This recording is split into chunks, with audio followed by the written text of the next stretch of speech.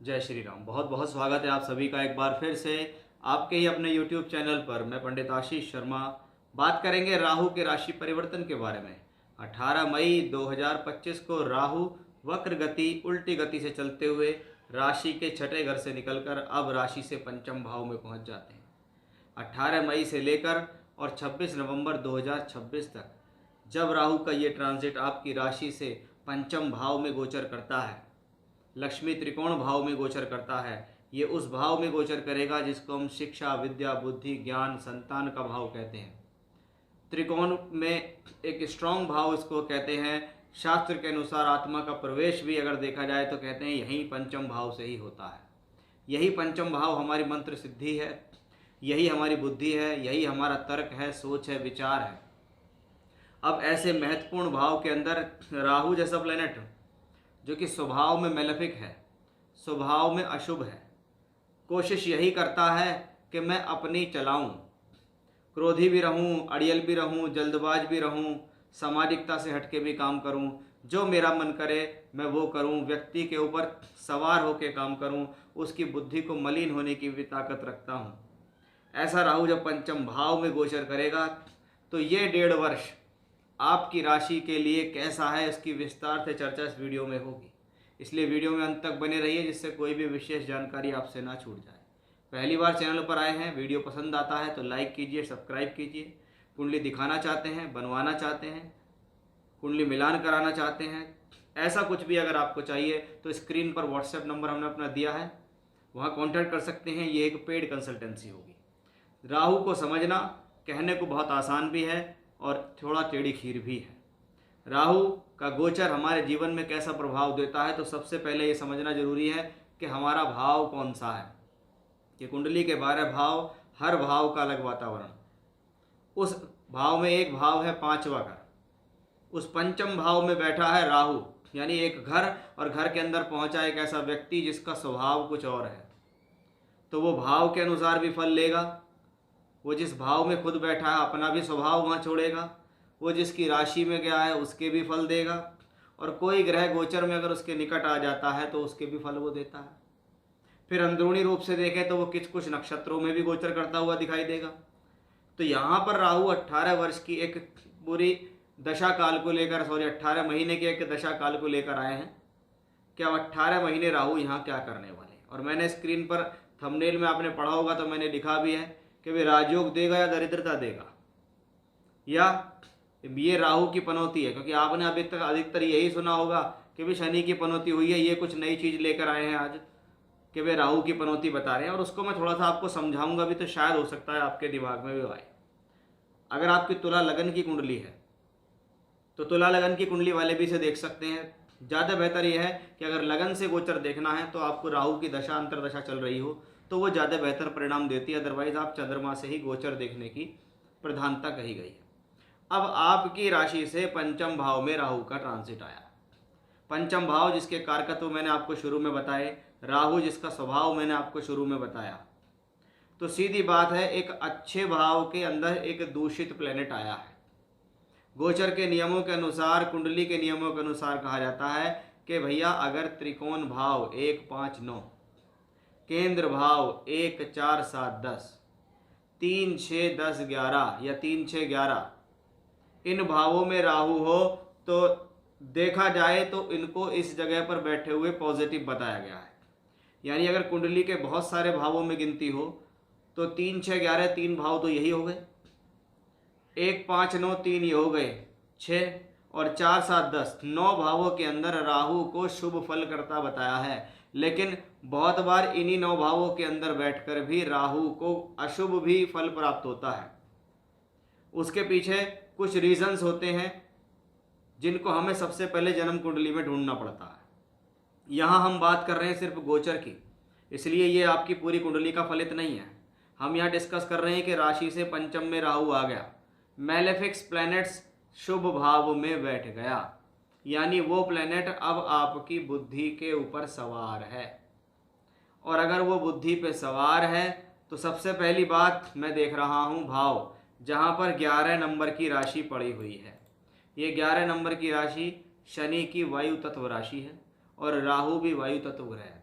विचारों का बहुत ज़्यादा आगमन आपके जीवन में आने वाले समय में होने वाला है।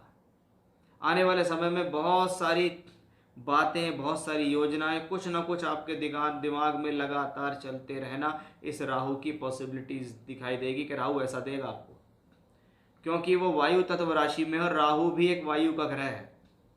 इसलिए पंचम भाव में बैठा हुआ जो राहु ग्रह है, ये आपके विचारों के अंदर बहुत ज़्यादा आवागमन, क्योंकि ये अशुभ ग्रह भी है इसलिए डिसबैलेंस भी करेगा।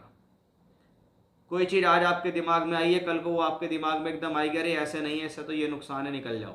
फिर कुछ दूसरा दिमाग में आएगा, फिर कुछ निकल जाएगा, यानी आना जाना लगा रहेगा। उतार चढ़ाव आपके जीवन में लगा रहेगा। किस वजह से? इस राहु की वजह से। इसलिए सबसे पहले आपको अपनी बुद्धि को स्थिर करना है अगर आप राहु से रिजल्ट लेना चाह रहे हो। केंद्र त्रिकोण के राहु हो, शुभ प्रभावों में हो, तो ऐसा ग्रह राजयोगकारी फल दे सकता है।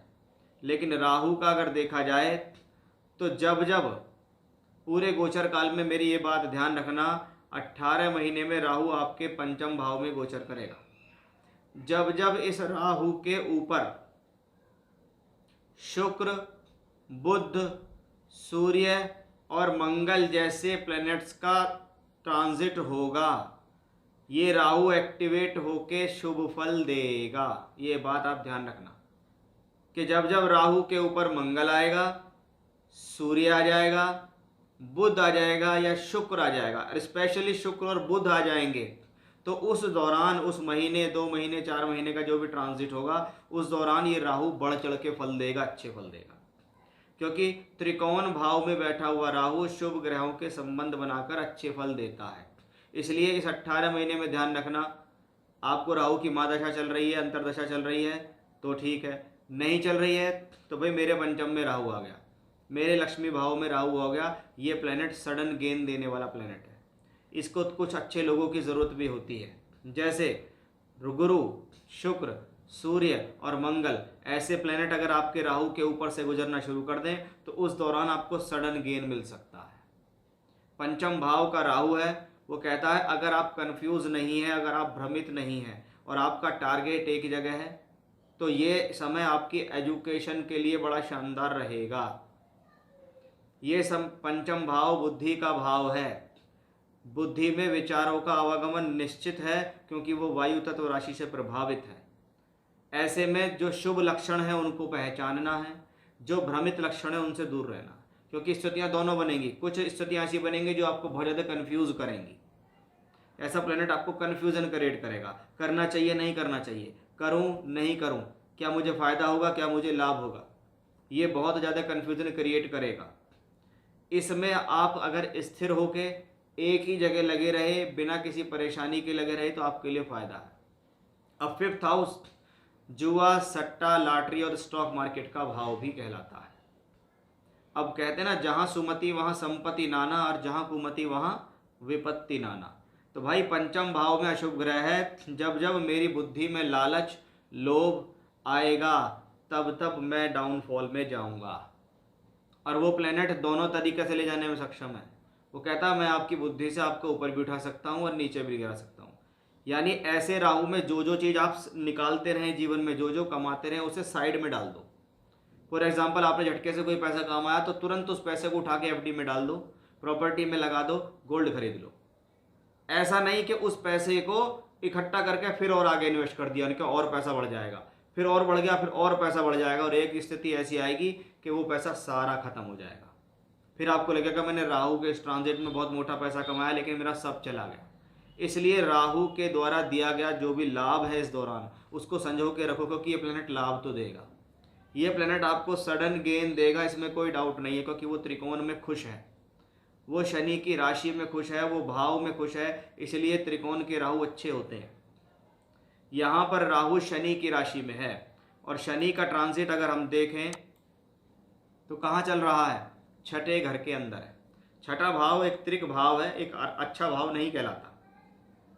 और राहु जिसकी राशि में हो वो शनि वहाँ बैठा हुआ है। इसलिए मैं आपको समझा रहा हूँ कि आपको जो चीज़ प्राप्त हो रही है उसमें संतुष्ट होना सीखें। जो चीज़ मिल गई है उसे संभाल के रखें, अगले मौके का इंतज़ार करें, उस चीज़ के प्रति ज़्यादा भागने की ज़रूरत नहीं है कि नहीं और मिलेगा और मिलेगा, क्योंकि ऐसी स्थिति में वो सभी लोग जो जुए, सट्टे, लॉटरी और स्टॉक मार्केट का काम करते हैं वो ऐसे ही राहु में बड़ा पैसा भी कमाते हैं और ऐसे ही राहु में सारा गंवा भी देते हैं। अब उसके पीछे मेन रीज़न एक और क्या है वो भी सुन लीजिए। जब हम राशि से देखते हैं तो ये 5वां घर है कि ये मेरे बुद्धि मेरे 5वें घर में आती है, उसमें एक मेलेफिक राहु है। अब यहाँ से अगर कर्म भाव से देखें तो ये 8वां होता है। मेरे कर्म का अष्टम भाव, उसमें राहु है, वही मेरी बुद्धि भी कहलाती है। यानी मेरे जीवन में जितने भी लॉस होते हैं वो मेरी बुद्धि की वजह से होते हैं। यहाँ से निकल के आती है राहु की पनौती, क्योंकि अगर आप पुरानी क्लासिकल्स बुक्स उठा के देखेंगे तो उसमें शनि की ढैया या साढ़े साती या दीर्घ कल्याणी या लघु कल्याणी के बारे में चर्चा है। लेकिन जो आज के समय की चीज़ें लोगों ने बना दी है, ये पनौती हो गई, ये वैसे हो गया, तो भैया वो चीज़ आपको क्लासिकल्स में नहीं मिलेगी। अब क्लासिकल्स में नहीं मिलेगी तो हर ज्योतिषी का अपना एक लॉजिक और तर्क है। आपको किसी क्लासिकल्स में लिखा हुआ शब्द मिले ना शनि की पनौती, तो मुझे आप जरूर मेरे व्हाट्सएप नंबर पे फोटो खींच के भेजना कि देखिए व्रत पराशर, होरा शास्त्र, जातक तत्वम, सारावली और फल दीपिका, ये सारे शास्त्र इसको कहते हैं, आप नहीं कह रहे हैं।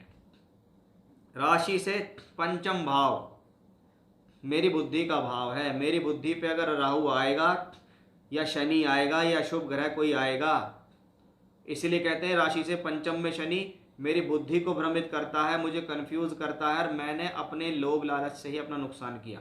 ऐसे लोग सिर्फ नुकसान कब करते हैं? अपनी ही गलतियों से नुकसान करते हैं। इसलिए राहु पनौती कब साबित होगा? जब आपके डिसीजन खराब हो जाएंगे।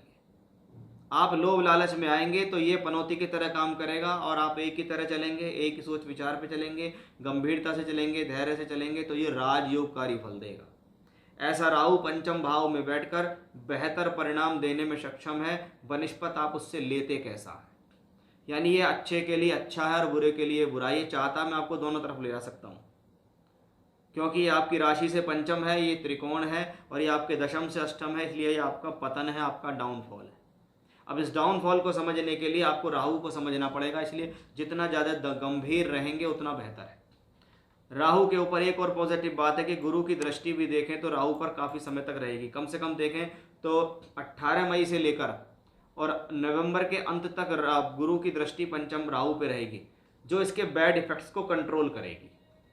कि राहु ने देख लिया है कुछ गड़बड़ी होने वाली है तो कोई ना कोई संभालने वाला बैठा हुआ है, कोई ना कोई समझाने वाला बैठा हुआ है। ये आपके लिए एक अच्छी बात होगी कि चलो अगर आप मार्ग से भटक भी रहे हो तो ये आपको संभालेगा, क्योंकि 5th हाउस हमारा लव रिलेशनशिप भी है, 5th हाउस हमारी एजुकेशन भी है। अब हमारी एजुकेशन तो हमारी बुद्धि, हमारे सोच विचार पर निर्भर है। हमें बहुत ज़्यादा क्रोध आता है, एग्रेशन आता है, हम शक्की मिजाज के हो गए, हम बिना वजह की बातें कर रहे हैं, कोई सिर पैर नहीं है, हमारे दिमाग में सिर्फ परंपरा से हटके ही बातें आ रही हैं, तो समझ लीजिए आपका राहु बैड हो रहा है, वो आपके ऊपर सवार होने की कोशिश कर रहा है। उसको उन चीज़ों से बचाओ। माँ भगवती आपका कल्याण करेंगी, उनकी पूजा करो। माँ जगदम्बा आपकी कल्याण करेंगी, उनकी पूजा करो। माता गायत्री की पूजा करो, रुद्र गायत्री का जप करो कि प्रभु मेरी बुद्धि खराब ना हो, ये मेरे जीवन का एक बढ़िया समय है, इस बढ़िया समय को मैं गेन करना चाहता हूँ। और जब मैं गेन करना चाहता हूँ तो उस गेन करने के लिए सबसे ज़्यादा ज़रूरी है कि मैं स्थिर रहूँ, मेरा स्वभाव स्थिर रहे और मैं एक दिशा पे करेक्ट तरीके से चलता रहूँ बिना भ्रमित होते हुए। अगर ये सोच विचार टेंडेंसी रही तो इस राहु में बहुत बढ़िया वाला गेन मिलेगा, इसमें कोई डाउट नहीं है। इस दौरान राहु गुरु के नक्षत्र में भी रहेंगे, स्वयं राहु के नक्षत्र में भी रहेंगे और मंगल के नक्षत्र में भी रहेंगे, और ये तीनों ही नक्षत्र कहीं ना कहीं बेहतर ही हैं। इसलिए आपको नक्षत्र परिवर्तन से कोई चिंता नहीं करनी है, राहु को समझना है। इसको समझाने की मैंने आपको कोशिश यहाँ पर की है। समझ गए तो राहु का ट्रांजिट बहुत सॉलिड, नहीं समझे तो प्रॉब्लम। यानी आप समझ जाओगे कि पनौती से कैसे झेलना है, और राजयोग लेनी है, दरिद्रता लेनी है, ये आप पर निर्भर करता है। प्लेनेट तो देने के लिए बैठा हुआ है। तो ये थी तुला राशि के जातकों के लिए राहु जब 5 भाव में गोचर करेंगे तो वो कैसा फल देंगे। जय श्री राम।